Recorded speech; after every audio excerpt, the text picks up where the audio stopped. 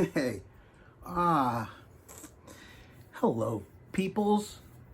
Today is Friday. It's July 2nd, and I had to work. I put in some time, and I left work early today. I took a couple hours off. My wife and I were gonna go down and hang with my daughter and the grandkids, but as it's turning out, instead of going down tonight, they said it'd probably be better if we come down tomorrow. So I said, okay, well, we can do that. We'll be spending tomorrow and Sunday with them. We'll probably come home Saturday night, and then we'll just go back down Sunday morning. But anyway, I've got lots of free time now, and I was going to do some keyboard practice, but I did some earlier today, and I thought I would do a video. And I love good jazz music. There's a lot of it. One of my favorite, I guess you could call him a jazz artist, is Pat Metheny. Pat Metheny is a brilliant guitarist, and this is a guy who's been on the scene since the early 70s, and he has an amazing catalog of material out. And I don't have everything by Pat Metheny, but I do have a good chunk of material by Pat. And I'm going to go ahead and show off my CD collection, and then I'm going to show off my LP collection, because my vinyl collection, here, hold on a second.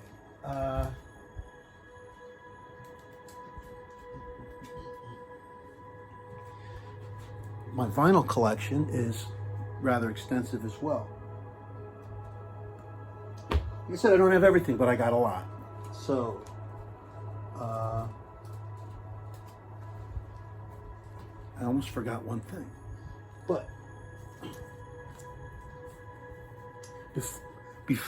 before I start showing stuff off, I wanted to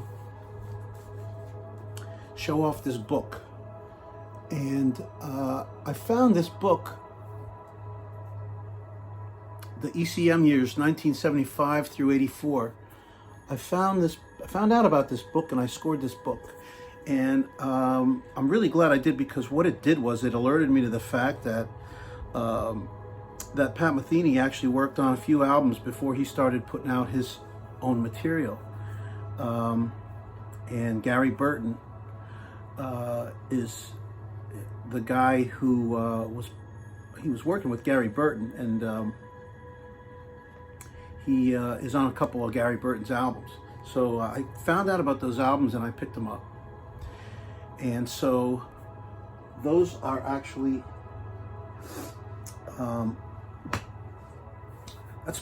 that's a great book. And I was reading it, and I got to a point where I just was doing so much other stuff. I had so much going on that I stopped reading the book. So I got it marked where I stopped it, and eventually I'm going to end up getting back into this book, because it was really fun to read about Pat Metheny's early recording career, and especially to learn about his work with Gary Burton. That was great, because now I have two more albums, two more really good jazz albums, ECM records. And man, ECM records, that alone, that label is fantastic. That's a label, you could pick up any ECM album, and I don't think that you're going to be disappointed. You're going to find something interesting about it. If not just out and out, find it to be out and out excellent. This is good stuff, ECM records. They have a roster of artists that is probably, you just can't beat them. Boy, I'm so articulate today, huh? Hey, I put in 6 hours, all right? I'm beat. but I'm not too beat to do a video. So anyway, I'm going to start off with my CD collection, and I'm going to kind of cheat because the first 5 albums by Pat Metheny, I have them all as individual CDs, but what I did was I ended up burning CDRs of the first 2 albums, Bright Size Life and Watercolors, onto one disc. I wanted to consolidate it so that if you know, if I wanted to play, if I wanted to bring this music along with me, like in my car or whatever, here it's all on one disc. And so Bright Size Life and Watercolors are his first 2 solo albums, and are really good. Watercolors is one that, well, you know, Bright Size Life is a great album because, well, it's his first album, first of all.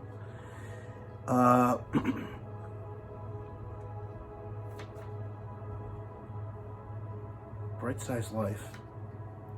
Bright Size Life has that cover. You'll see it later when I'm showing you my records. All right, and then Watercolors has this cover. All right, and Bright Size Life was recorded back in December of '75, and it features Jocko on bass and Bob Moses playing the drums. All right, so Pat Metheny, Jocko Pastorius, and Bob Moses. You got 3 really, you know, great musicians, and it's really good stuff, really good recordings, and very jazz. It's not, it's like a couple of albums later, you can hear Pat starts to dip into the more fusion-y kind of sound, and I think it's the sound that really made him a popular artist. You know, he just is. It's what grabbed me, man. Was that what I call the White Album, the Pat Metheny Group, the first Pat Metheny Group record, and that's just a really great album, and is a humongous part of the soundtrack of my teenage years because I was so enthralled with that music. So it's really accessible. You can't. When I listen to it, it's funny because when I listen to it now, I realize that, you know, this is an early part of Metheny's career, and there are moments that I kind of think, but overall, it's just a fantastic album. That 3rd album, that White Album. But Bright Size Life and Watercolors are great records too. And as a matter of fact, Watercolors, I remember listening to that in college. I got that after I got Metheny's White Album. I went backwards and picked up Watercolors, which was recorded back in '77.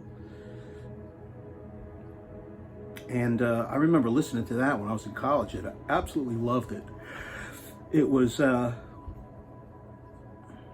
in fact, it's basically the same band, except that you don't have Mark Egan on bass. You got Eberhard Weber on bass. All right, so you got Pat Metheny, you got Lyle Mays on piano. And he's only credited on piano, so I'm guessing that he didn't have any synthesizers with him on this album. So it's Lyle Mays on piano, Dan Gottlieb on drums, and you got Eberhard Weber on bass. That's a great quartet right there. And there's some real moody pieces. Sea Song, which is what ends the Watercolors album, is an absolutely beautiful piece of music. really just fantastic. So anyway, those are the first two albums Pat Metheny released, is under his name, is Bright Side's Life and Watercolors, and they are recommended. They're great records from the beginning of his career on ECM. So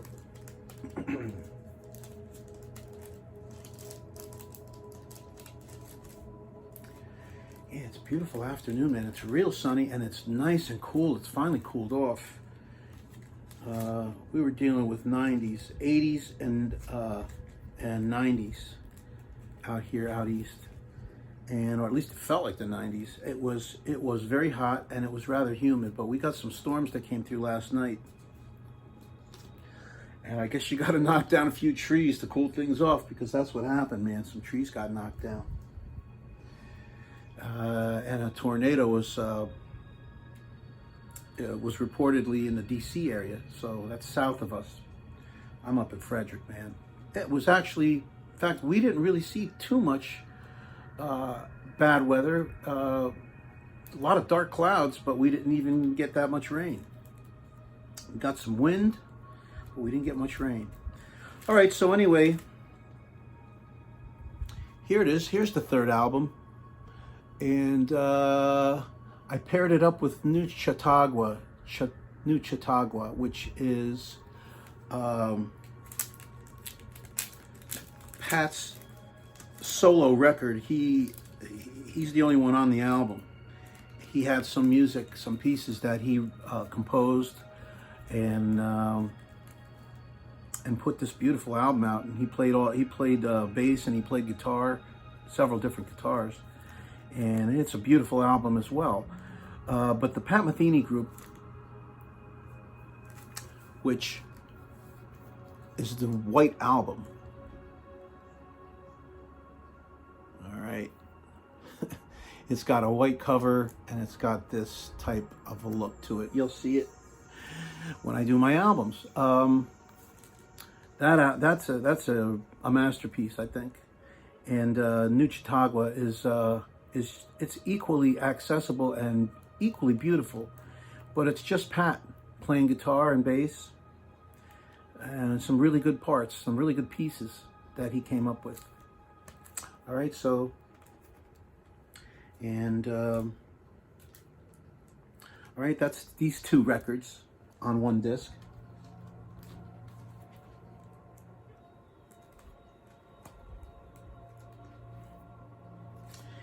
And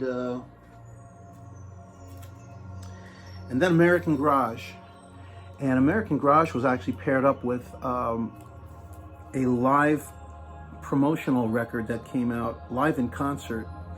I'll show you that shortly as well. American Garage was it's almost like I guess you could call it his rock album, his fifth record, and it came out in '79. And when they toured, I got a chance to see him at Rutgers University in New Brunswick, and it was a really great show. It was great because I went with a buddy of mine who was also he was into drums. He didn't stick with the drums, but he was into it. And we got in early, and we got a chance to catch up with Dan Gottlieb. He was hanging out. He already had his kit set up, along with this amazing collection of percussion that surrounded his kit. It was beautiful, and I started talking. We both started talking to Dan, and Dan was so kind. He said, "Come on up on the stage," and we got a chance to just gawk at his drum set. If I could have just sat down and played on that kit, man, I would have gotten thrown out, actually, is what would have happened. So I behaved myself. But anyway, it was really an amazing moment just to hang out with Dan Gottlieb, who is a brilliant brilliant drummer. And it was just so kind that, you know, he just let us check out his entire kit. He had crotales, which are tuned cymbals, and which they used on this album, and all kinds of cool stuff set up around his kit that he managed to incorporate into the music from this album and previous records, and it was a lot of fun, and it was a great show. All right, so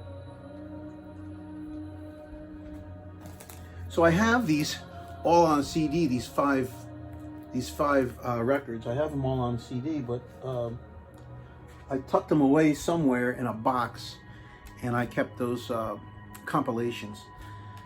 All right, so I think next on the list is Asphalt Wichita, So Falls Wichita Falls, and I do have this album as well on LP anyway. But and what I did was I found music on YouTube. I found some clips, some live tracks, and I just added them to make an expanded version of the album. I put my own bonus tracks on here. So another great record, and the title track is just this really cool, kind of rambling piece of music that is, you know, it's like you're on a train, and it's really, really beautiful. It's a great album. Another great Pat Metheny record. And so anyway, all right. And by the way, this is really Pat Metheny, Lyle Mays with Nana Vasconcelos adding vocals to some of these parts. Here, let me just double check this, because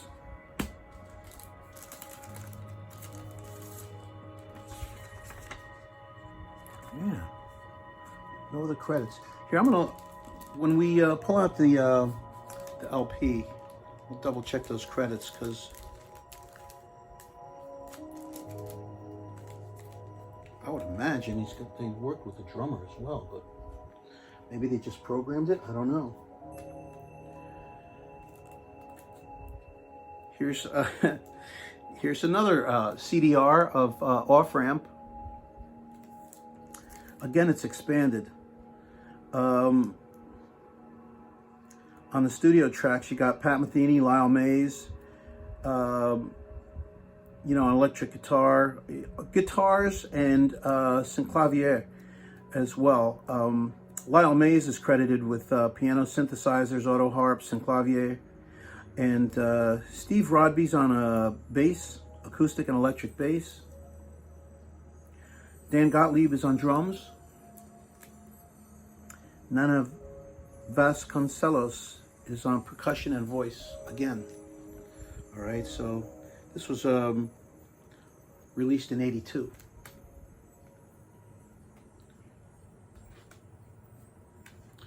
All right, and then you have Pat Metheny Group Travels, his double live album.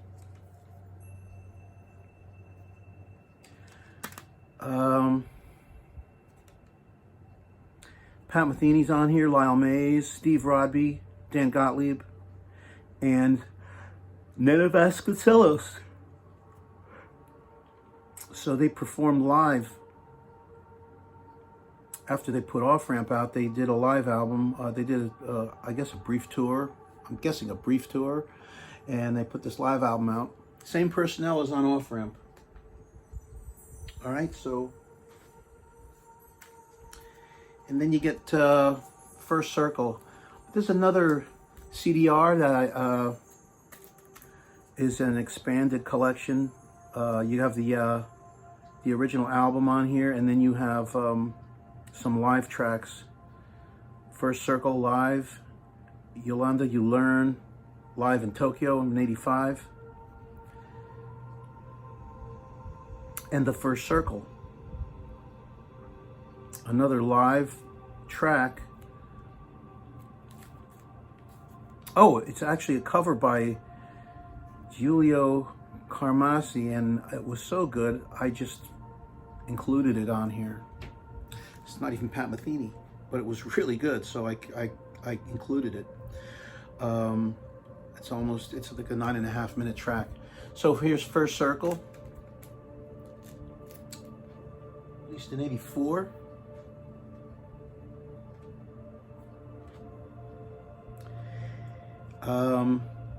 There were some live albums that I did not, at least another live album that I didn't get. But back in '87, Pat Metheny group put out Still Life Talking, and I picked this up.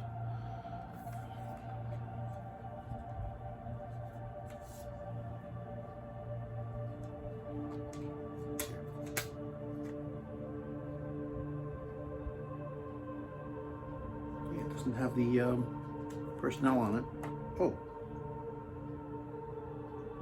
Oh wow, I did see him perform live back in '87. That's right, back in Princeton, New Jersey. Wow, I forgot about that. Still have the ticket. And that's right, I went and saw him perform live with Alan and Amy Benjamin and a few other buddies. So wow, forgot about that that show.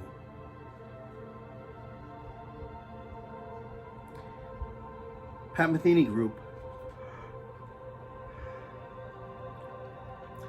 and it was Pat Metheny, Lyle Mays, Steve Rodby on acoustic and electric bass again, Paul Wertigo on drums, Armando Marcal on percussion and voice, Dave Blamirez on voice, and Mark Ledford on voice. So I don't know if all those guys were performing live with them, but they're all on this particular studio album anyway. All right, so back in '87, wow, I actually forgot I saw Pat Metheny live back then, but that was a fun day, man. Back in '87. Here is Pat Metheny, Dave Holland, and Roy Haynes. All right, so Pat Metheny hooked up with these two guys. And this is back in 1990. 1990.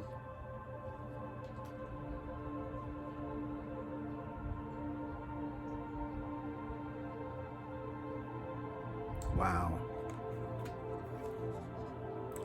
I can honestly say I haven't listened to this album in a long time. What a beautiful cover, though. And look at the cover. Just the cover's cool. And Pat Metheny, Dave Holland on bass, and Roy Haynes on drums.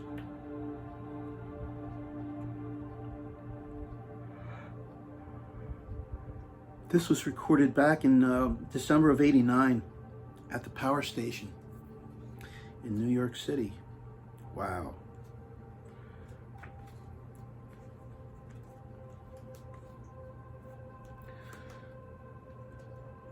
So here's now I Need to Check Out Again. It's been a long time.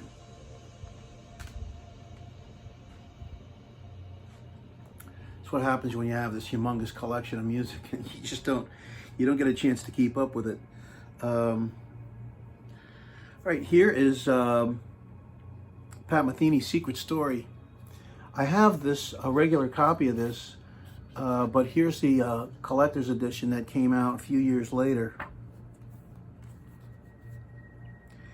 And it includes a second disc of 5 tracks. I believe it's 5 tracks.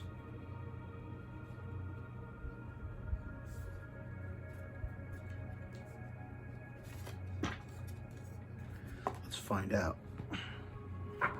Oh, yeah, 5 bonus tracks from the original sessions available for the first time. It's right there on the sticker, if you want to see. Yep. So the hype sticker on that little plastic slipcase tells you what's on here, and the booklet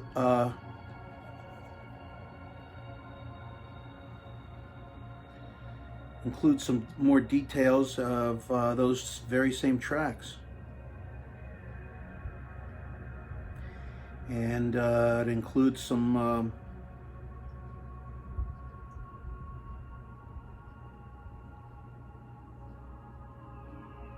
some details. Man,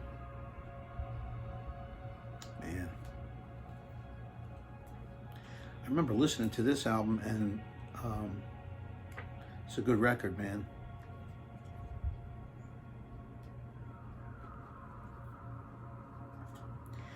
All right, and the 5 bonus tracks are worthy additions to the collection. So, so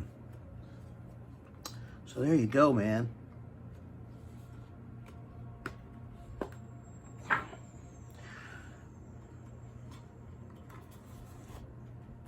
All right.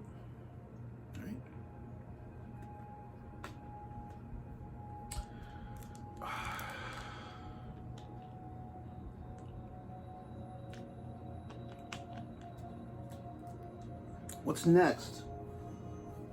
Next is the Pat Metheny Group Quartet. And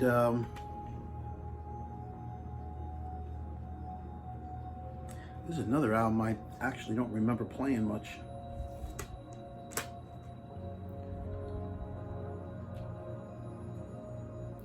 It's Pat Metheny, Lyle Mays, Steve Rodby, and Paul Wertigo. So this is one I really should crank up, because when you're getting back to this quartet, to the Pat Metheny Group, I have a feeling that I would really enjoy the material that they would come up with.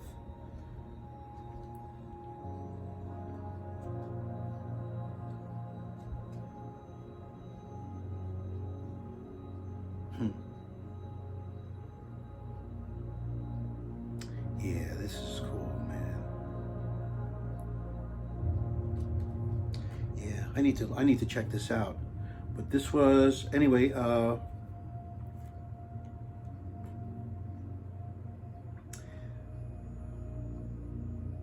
42-string Picasso guitar, E-bows and slide. Yeah, I mean, you know, Pat Metheny works with a variety of different equipment, man, and it's really cool. This was released, or I should say recorded, May of '96.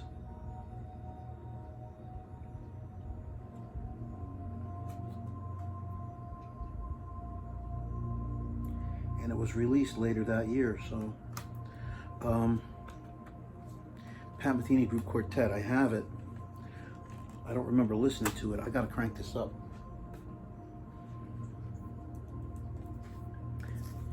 Here's Imaginary Day, Pat Metheny Group. I think this is released in '98. 97. And yeah, it's funny because it's got that little banner that goes, it wraps around. And me being obsessive about the packaging, I kept that little banner that you have to keep slipping on and off, and you know, it's almost like an OBI strip. It's actually kind of annoying, and yet I like the way it looks on the package. I remember listening to this album a few times, and it's a good record.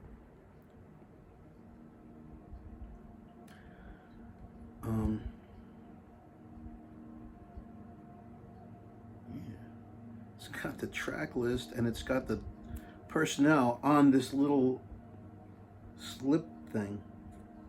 So it's Pat Metheny, Lyle Mays, Steve Rodby, Paul Wertigo, with Mark Ledford. I think he's on vocals.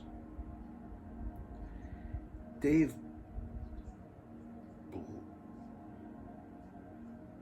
Blemry.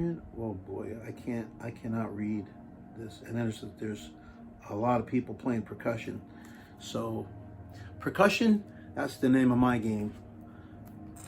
All right, so anyway, Imaginary Day, it's a good record.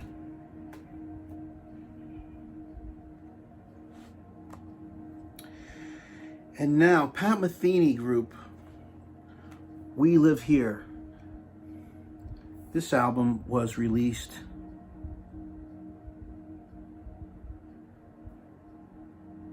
when was it released?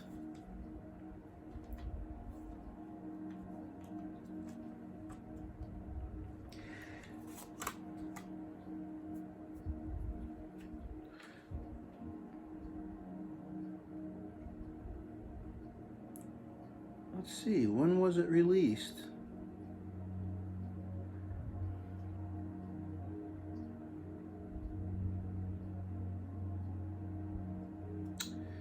You know, I don't understand how they they put like really small print in these books, and there's all kinds of room for more, you know, for larger font, and they just decided that they don't want to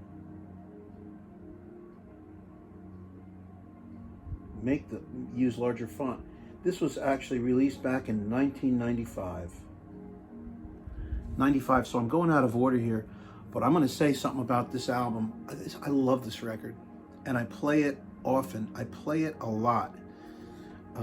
It's just got a groove to it that I find irresistible.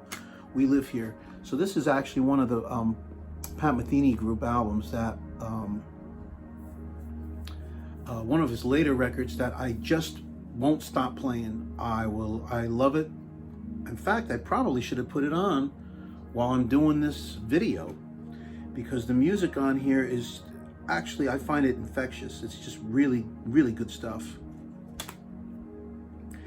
It's got, I'm not going to say soft jazz or smooth jazz sound to it, but it almost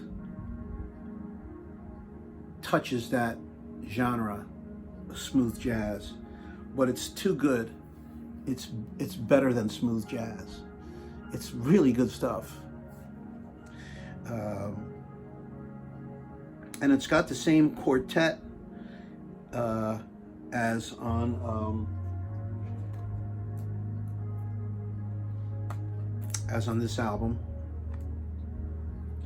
and as on this album. And I'm just glad that I noticed that I'm going out of order here, so I'm putting this in the proper spot. 1995. Wait a minute, 95, right? Great. And this is 97, yep. This is 96. Yep.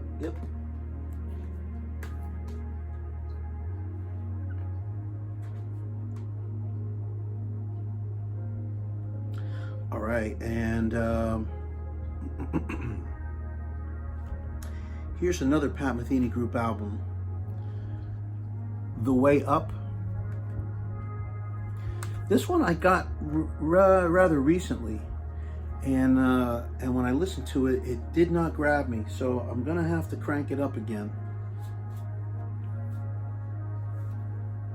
It's Pat Metheny, Lyle Mays, Steve Rodby on bass, acoustic and electric bass and cello, a guy Kwang Vu on trumpet and voice, Gregoire Marais on harmonica, and Antonio Sanchez is on drums. It also includes Richard Bona on percussion and voice, and David Samuels on percussion. And it was recorded back in 2003, 2004. The Way Up. And it's a long album. There's a lot of material on this album. It's almost 70 minutes long. I picked it up about a year ago, and it's on None Such Records too, as a matter of fact. It's not even on Geffen. And when I cranked it, I played it. I don't remember how it grabbed me, so I don't think it did. So that needs to be spun again. All right. All right, here we go. My obsession with Japanese releases, when they include an extra track, if I have the money, I can't resist. So this album, it's funny because this is an album called Day Trip. It was released, what was it? Here, let's see. It's great because the Japanese tell you exactly the exact release date.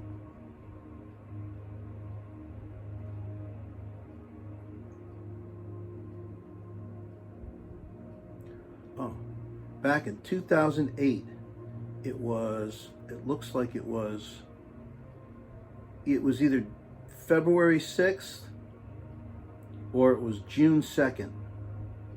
I think it was February 6th in 2008. This album came out. I didn't end up buying the album. Something else that was released was this EP. And I picked up the EP first. For some strange reason, I wanted the EP first. It's Pat Metheny, Christian McBride on bass, and Antonio Sanchez on drums.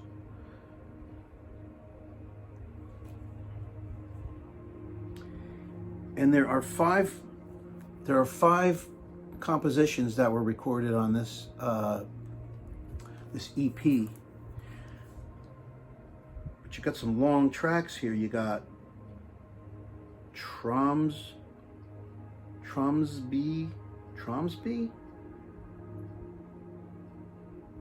which is at 9:45.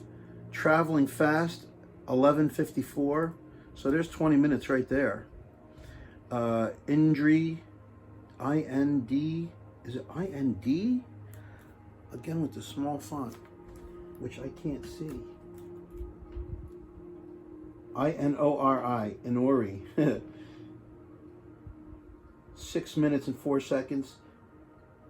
Back Arm and Black Charge. 6 minutes and 34 seconds.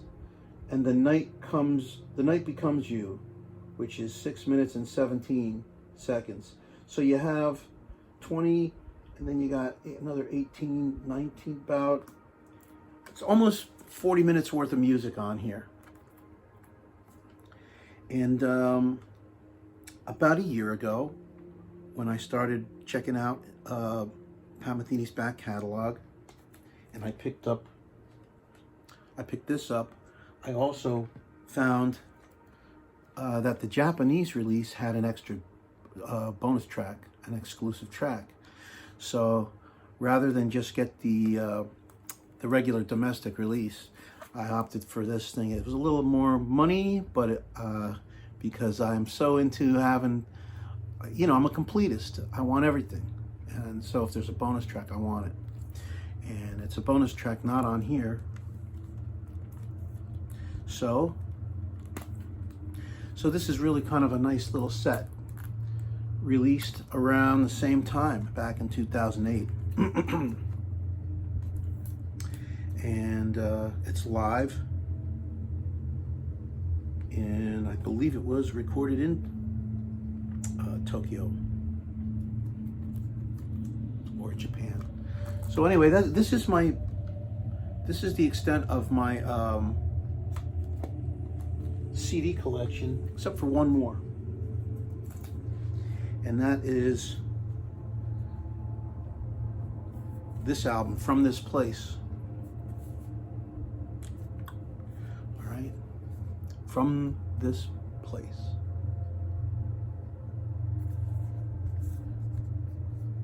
It's funny because when I'm looking at the camera from this place is in the right direction. Pat Metheny is backwards. So, but that's just my phone. Everything is reversed. It's a mirror image. It's so weird. But anyway, and this was released not too long ago. This was released last year in the middle of that stupid pandemic. And it's got a bonus track, Love May Take a While. I'm guessing that's a bonus track, an extra track compared to the album. So anyway, it's been 40 minutes, man. You know what? Let's make that one video, and then I will do my albums. So I will see you in a minute, if you're not asleep. All right, and if you don't want to watch the albums, all right, it was nice talking to you. I hope you enjoyed the video. See ya.